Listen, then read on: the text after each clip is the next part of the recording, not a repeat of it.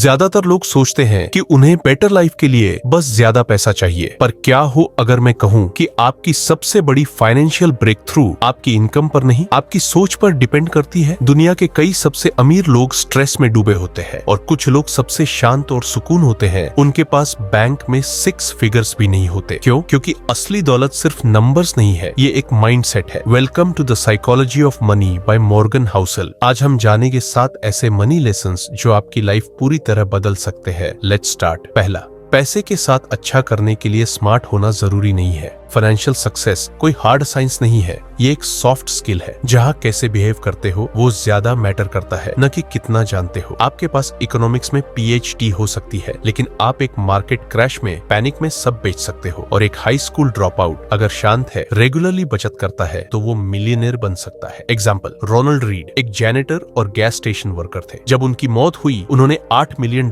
छोड़े। ना कोई हाई सैलरी, ना फ्लैशी लाइफस्टाइल, बस पेशेंस, कंसिस्टेंसी और सिंपल लिविंग। ये आपकी IQ नहीं है, ये आपकी EQ है। इमोशनल कंट्रोल, डिसिप्लिन और लॉन्ग टर्म सोच। दूसरा लेसन, लक और रिस्क सक्सेस के हिडन फैक्टर्स। हम अपनी जीत का क्रेडिट लेना पसंद करते हैं और अपनी असफलताओं के लिए लक को दोष देते हैं। कुछ भी उतना अच्छा या बुरा नहीं है जितना लगता है। हर रिजल्ट के पीछे सिर्फ मेहनत नहीं, किस्मत और रिस्क भी होते हैं। बिल गेट्स सिर्फ अपने दिमाग से नहीं बने, वो लकी थे कि उनके स्कूल में 19 में कंप्यूटर अवेलेबल था, जो उस टाइम में रेयर था। सक्सेसफुल लोगों को ब्लाइंडली मत कॉपी करो, पैटर्न्स को स्टडी करो, रिस्क को एक्सेप्ट करो, लक को रिस्पेक्ट करो और हमेशा हम्बल रहो। तीसरा लेसन, वेल्थ वो है जो आप शो नहीं करते। Wealth is invisible. ये वह धन है जिसे आप खर्च नहीं करते। दिखावा करने के लिए पैसा खर्च करना इसे कम करने का सबसे तेज तरीका है। हम रिच दिखने की कोशिश में पैसे उड़ा देते हैं, पर असली अमीरी वो है जो दिखती नहीं। वो सेविंग्स, इन्वेस्टमेंट्स और फ्रीडम है। Don't focus on show off, aim for financial independence. Goal दूसरों को इम्प्रेस करना नहीं है, बल्कि खुद के लिए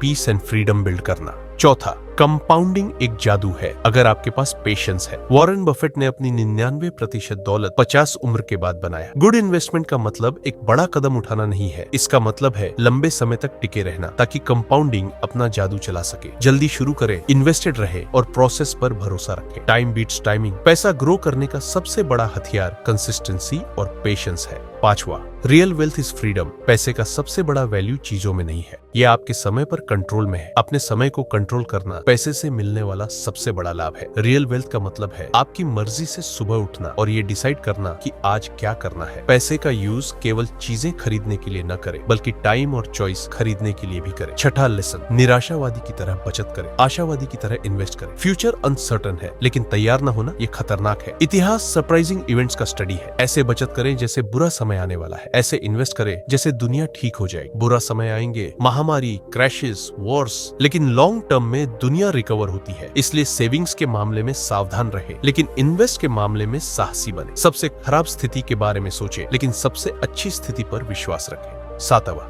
इनफ। फाइनेंस में सबसे पावरफुल वर्ड है। अधिक पाने की चाहत का कोई मतलब नहीं है अगर आपको नहीं पता कि पर्याप्त क्या होता है। अगर आप जो आपके पास है और जिसकी आपको जरूरत है उसे उस चीज के लिए जोखिम में डालते हैं जो आपके पास नहीं है और जिसकी आपको जरूरत नहीं है, तो ये मूर्खता है। हर कोई दौड़ रहा है और ज्यादा के पीछे, पर किसी को पता ही नहीं कि कब रुकना है। आपको हर रेस जीतने की जरूरत नहीं है, आपको बस अपना खेल जीतने की जरूरत है। अपनी पर्याप्तता को डिफाइन करें और चाहे कुछ भी हो इसकी रक्षा करें। आपने अभी द साइकोलॉजी ऑफ मनी के 7 सबसे पावरफुल लेसन सीखे। ये बिलियनर इन्वेस्टर्स से नहीं, बल्कि ह्यूमन नेचर की गहराई से आते हैं। सबसे हाईएस्ट फॉर्म का धन वह है जो हर सुबह उठकर कहे, आज मैं जो चाहूं कर सकता हूं। If you want true wealth, start with in. Habits बनाइए, सोच बदलिए और पैसे के इनविजिबल साइकोलॉजी को समझिए। Because in the end, how you think matters more than how much you have.